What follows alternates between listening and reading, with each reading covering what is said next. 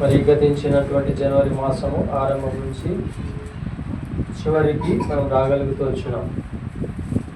మనం తీర్మానించినట్టే ఈ నెలంతా కూడా ప్రార్థనలు ఉండాలని, మరి ప్రార్థన కొరకే అందరం కూడా నెలంతా కూడా ప్రార్థన చేశాం.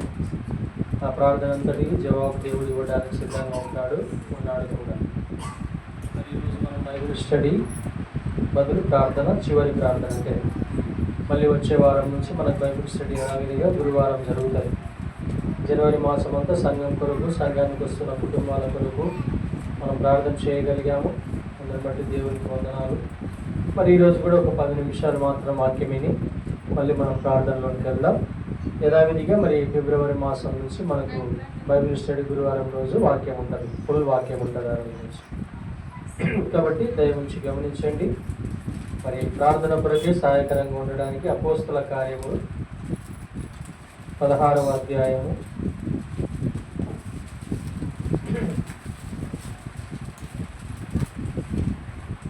అపోస్తల కార్యము 16వ అధ్యాయము 25-26 వచనాలు కలిసి చదువుకోవడానికి మనం ప్రయత్నం చేద్దాం. పేజీ నంబర్ 119 కొత్త నిబంధనలో 119వ పేజీ నంబర్.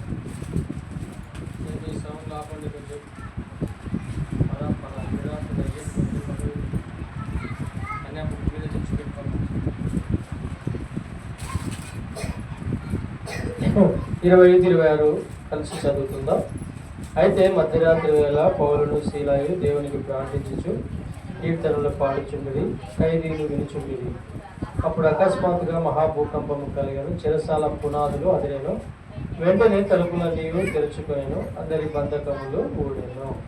ప్రేమ నమ్మకం గల తండ్రి, పాట ద్వారా మహిమ పొందినందుకు స్తోత్రాలు. మీ కొద్ది లేఖన భాగాలను వివరించండి, మీ ఆత్మతో నడిపించమని ఇచ్చిన వారిని బట్టి వందనాలు. రావాల్సిన వారిని నడిపించాడు. నేను మీ సహాయాన్ని మేము కోరుకుంటున్నాం. వేసునామంలో ప్రార్థించుకుంటున్నాం తండ్రి. ఇక్కడ పౌలు శీలాలు దేవునికి ప్రార్థన చేస్తూ ఉన్నారు, కీర్తనలు పాడుతున్నారు. అంటే పాటలు కూడా వారు పాడుతూ ఉన్నారు.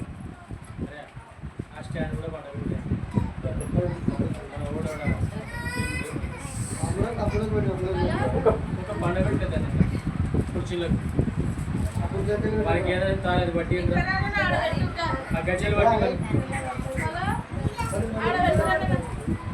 బట్టి అందుకే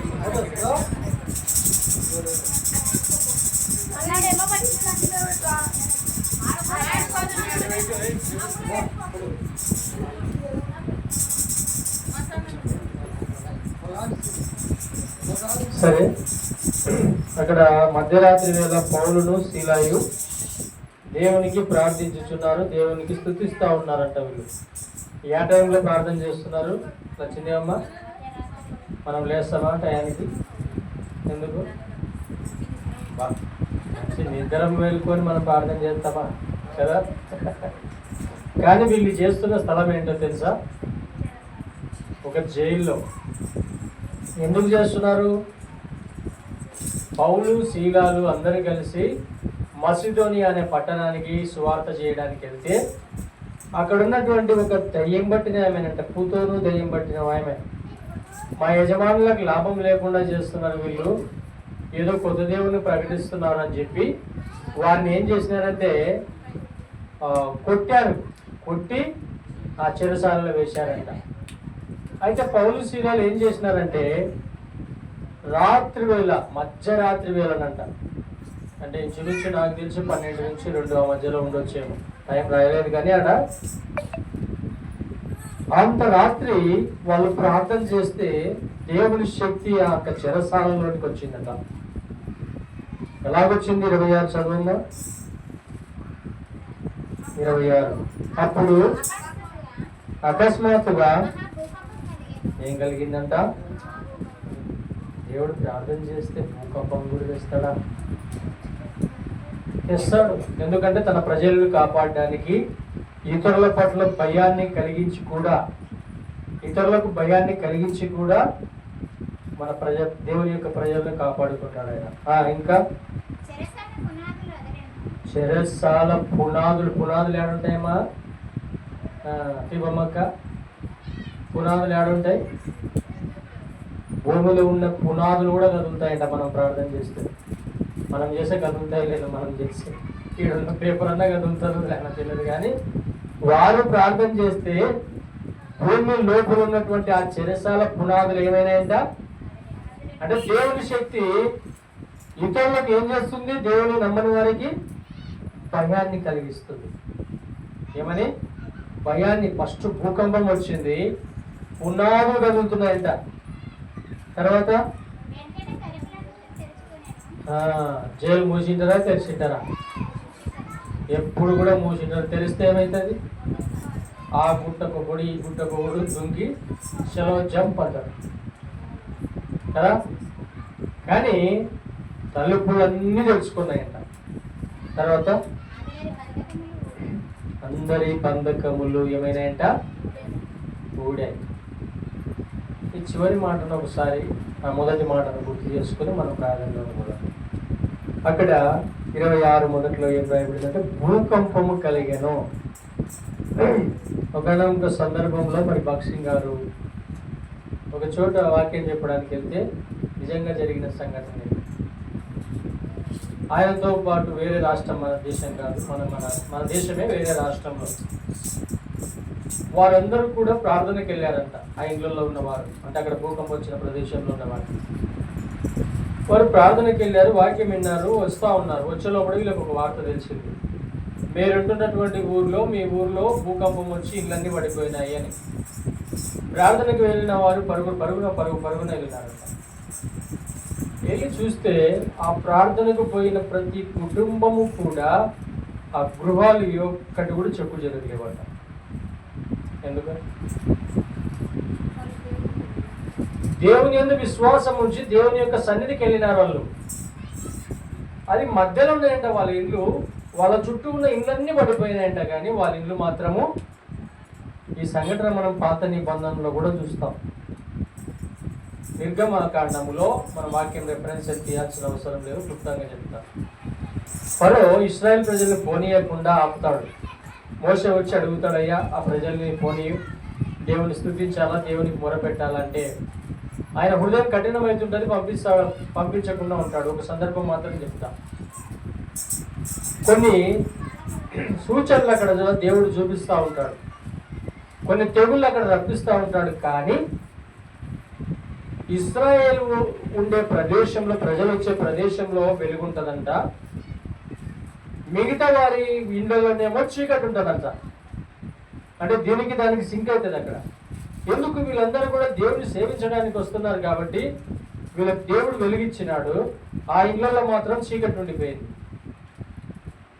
అంటే దానికి దీనికి చాలా సింక్ అవుతుంది. అందుకే నేను ఆ ఉదాహరణ చెప్పింది.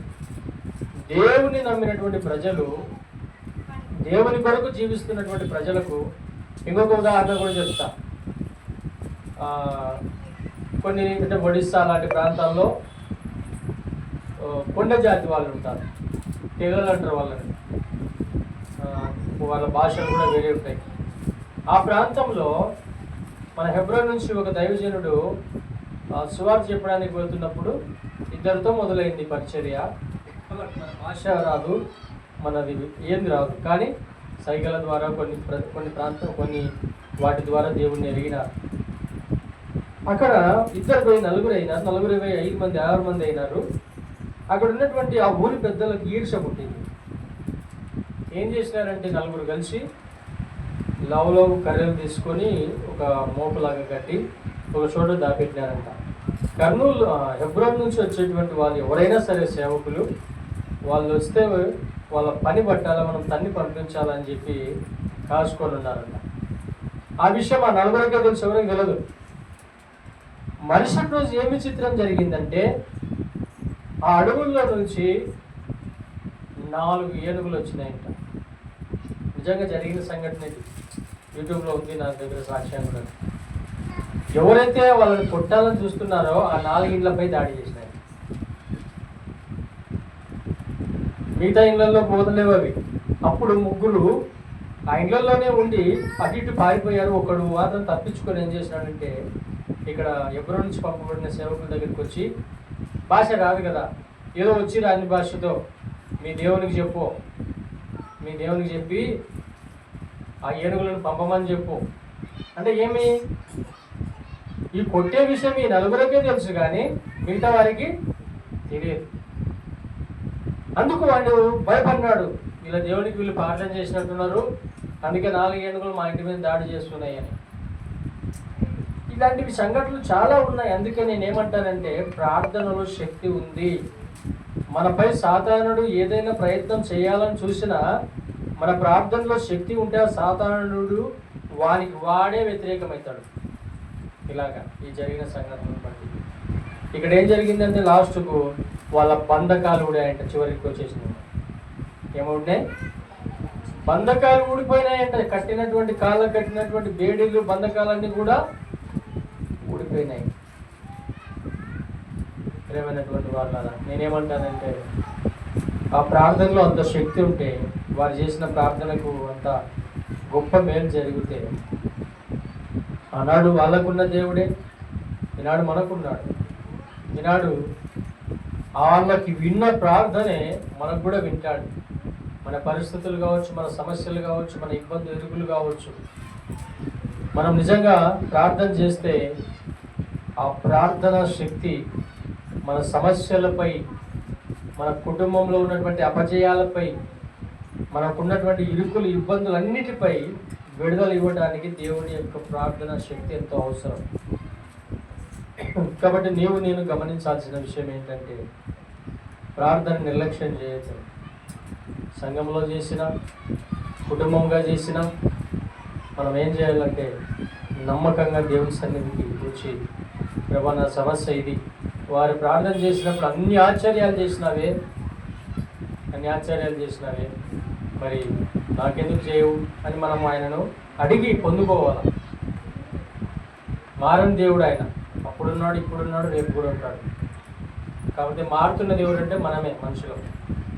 రకరకాల సమయాల్లో రకరకాల ఆలోచనలతో, రకరకాల భిన్నాభిప్రాయాలతో ప్రభుని శోధించట్లేదు మనం.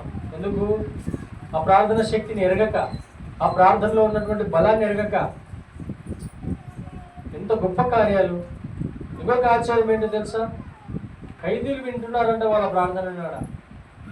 రాత్రిపూట ఖైదీలు వింటారా? అరుస్తారు, కొడతారు, ఏంద్రా మీరు మీ సోది అని. కానీ వాళ్ళని కూడా వినేటట్టుగా దేవుడు చేసినాడు. ఏమైనా వాళ్ళ దేవుని శక్తి అది, దేవుని ప్రార్థనలో ఉన్నటువంటి బలం అది. మనము అందుకే నేనేం చెప్తా, ప్రార్థన గట్టిగా చేయండి అని చెప్పేది. ఎందుకంటే కనీసం మనకు ఆమేనని చెప్పాలి కదా అందరూ. ఈ గోడ ఆ గోడ కానీ వినపడాలి. కొనుక్కుంటే ఏమొస్తుంది? ఏమి రాదు. ధైర్యం ఉండాలి. అందుకే మైక్ ఇస్తా రాబోయే రోజుల్లో, వచ్చే నెల నుంచి అందరికి మైక్లోనే ప్రార్థన చేయాలి ధైర్యంగా. ఎందుకు మనమేమి తప్పు చేస్తారు? ఇంకా సంఘాలన్నీ ఇప్పుడు వినపడటం లేదని అందరికి మైక్ ఇస్తున్నాయి. బయట మీరు గమనించారు, ఎరుసలేం కావచ్చు, ఎబ్రోన్ కావచ్చు, ఇక్కడ కావచ్చు. మీరు ఎలా వినారు కాబట్టి మైక్ అనేది మీరు గునిగినా కూడా వినపడుతుంది. మైక్ గునిక్కున్నా కూడా వినపడుతుంది అది. అందుకే ప్రార్థనలో ఉన్న శక్తి అది గమనించాలి మనం. ఆ శక్తిని మనం ఎరగకనే ఇన్ని రోజులు దేవుని యొక్క ఆశీర్వాదాలను కోల్పోయినాం. ఏ బంధకమైనా ఉండదు, నీకు అప్పు అనే బంధకమా, అనారోగ్యమైన బంధకమా, ఇంట్లో సమాధానం లేని బంధకమా, ఏదైనా కావచ్చు, వారు చేస్తే అవి కదిలినాయంట. మనం చేసే కనీసం మన సమస్యలను కదులుతాయి. మనం నమ్మకంగా, యథార్థంగా ప్రభు సన్నిధికి వచ్చి, ప్రభు సన్నిధిలో ప్రార్థన చేసి, ఇంటికి వెళ్ళిన తర్వాత కూడా వ్యక్తిగతంగా మనం ఏం చేయాలంటే ప్రార్థనలో ఉండాలి. ప్రార్థన అంటే ఏం లేదు, దేవునితో మనం ముఖాముఖిగా మన సమస్యను చెప్పుకోవడమే. నువ్వు ప్రార్థన అంటే ఏదో ఆషామాష కాదు, నువ్వు దేవునితో మాట్లాడుతున్నావు గుర్తించు. ఇప్పుడు నేను ఆ పిల్లలతో మాట్లాడతా క్యాజువల్గా ఏదో ఒకటి, అలాగనే మనం దేవునితో మాట్లాడుతున్నాం, ప్రభువుకు మనం చెప్పుకుంటున్నాం. వాటన్నిటికీ దేవుడు ఒక రోజున జవాబునివ్వడానికి దేవుడు శక్తిమంతుడు. కాబట్టి నేను కూడా ఈ కొద్ది తలంపులతో ప్రభుని కొద్ది సమయం ప్రార్థనలో గడుపుదాం.